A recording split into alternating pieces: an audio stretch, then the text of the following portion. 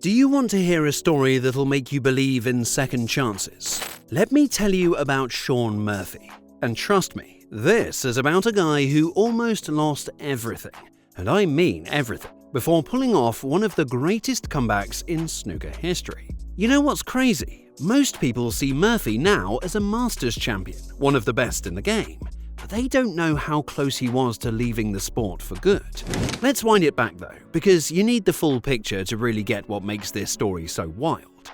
Back in 2005, when Shaun Murphy walked on the grounds of the World Championships, nobody told him that qualifiers don't win World Championships. And maybe that was his superpower. He didn't know enough to be scared. Match after match, he keeps winning and takes down John Higgins. And then in the final, he does the unthinkable, where he defeats Matthew Stevens. Just like that, this qualifier becomes the second youngest world champion ever. It's the kind of stuff movies are made of, right? And for a while, life was perfect for Murphy. He married Claire Seeney and was winning tournaments left and right, and everything seemed to be going exactly to plan. The titles kept coming: Malta Cup, UK Championship in 2008, Players Tour Championship Finals in 2011. By 2015, he'd grabbed the Masters title too, completing the Triple Crown. 9 ranking titles in total. The guy was unstoppable. Then his body started giving up on him. His back. And for a snooker player, your back is everything. Every bend over the table was agony. Simple shots became exercises in pain management. There were days he couldn't even tie his own shoes. Just think about that for a second, where a professional snooker player can't bend over because of his back and overweight issues. It sucks, right? By 2022, it was clear something had to give. Murphy made what might have been the toughest decision of his career. He went for gastric sleeve surgery. We're not talking about a little procedure here. This was major surgery, the kind where you just risk your career and put your life on the line. But sometimes it's exactly what you need to push off from. The surgery went well, but the past trauma of being overweight never left his mind. And honestly, that was just the beginning of his troubles. Because right when he was at his most vulnerable state, social media decided to make him its punching bag. The comments about his weight? Brutal. We're talking about a few nasty remarks here and there, as well as constant and relentless abuse. Every tournament, every match, every single photo, there'd be hundreds of people taking shots at his appearance. And you know what's messed up?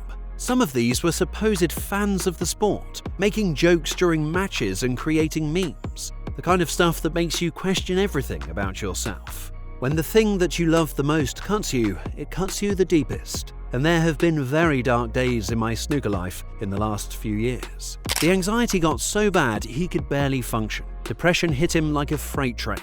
He actually got to the point where his friends and family were basically begging him to see a psychologist. I think, that saying's very true. I think everyone's fighting a battle that you know nothing about. A lot of these battles are very much unseen, and I think throughout my career I might have given off the impression that all's okay. But actually, we've all got things going on in our life. We've all got troubles. We've all got stresses. We're all going through something that people don't know about. And you've got to have good people around you. You've got to get help where you need it. You've got to have that support. It's very hard doing everything on your own, isn't it? You could see it happening too. That confident stride he used to have was gone. That famous Murphy smile started looking more like a grimace. Matches he should have won in his sleep became absolute struggles. But that's not the only struggle he faced. There's more stuff that didn't miss a chance to try and bring his career down. Back in 2009, he faced something he never saw coming. His marriage to Claire was over when she filed for divorce. And here's the thing about that divorce that nobody really talks about. It was that messy. Claire filed for divorce after rumors started flying about Murphy being spotted with another woman. His manager jumped in, trying to do damage control, and confirmed there was nothing going on. But then the bombshell dropped, and it turned out the woman in question was an escort. Murphy was absolutely blindsided. Can you imagine? The guy's world just exploded overnight. His reputation, his marriage, everything he'd built, suddenly hanging by a thread because of what he claims was a massive misunderstanding.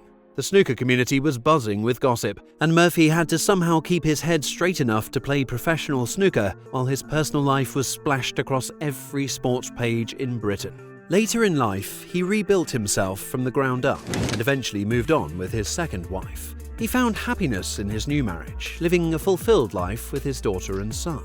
Just when everyone thought Murphy had finally found his happy ending with his second wife, life threw another curveball. Their marriage hit the rocks, and suddenly he was dealing with another divorce. He was facing the nightmare of every parent, trying to figure out how to raise his kids through all this mess. His son and daughter became his world, but trying to balance being a dad with being a professional player while your personal life is falling apart, well, that's the kind of pressure that can break anyone. Every tournament meant time away from his kids. Every defeat hit harder because he felt like he was letting them down too.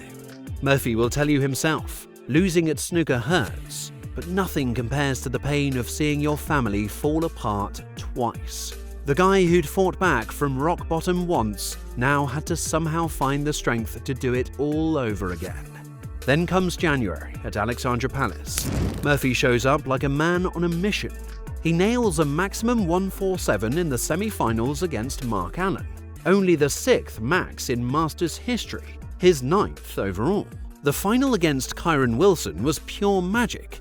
He rattles off 4 frames in a row with centuries of 134 and 116, goes up 6-2, then fights through a comeback when Wilson pulls it to 8-7.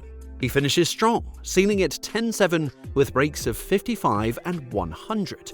That's his 2nd Masters title and 4th Triple Crown trophy. But if you watched that moment when he lifted the trophy, you saw something different.